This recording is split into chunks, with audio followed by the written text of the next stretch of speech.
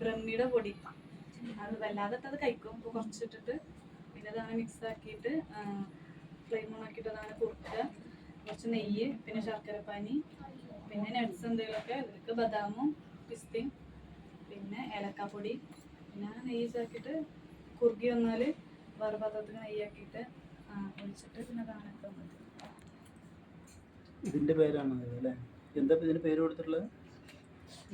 കഞ്ഞിവെള്ളം, അമൃതപ്പൊടി, ഹൽവ.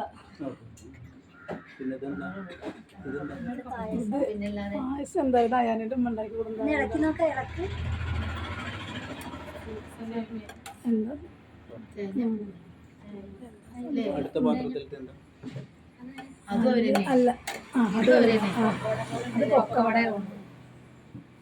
പിന്നെ അമൃതം ലഡു, ഇഡ്ഡലി ഉണ്ടോ?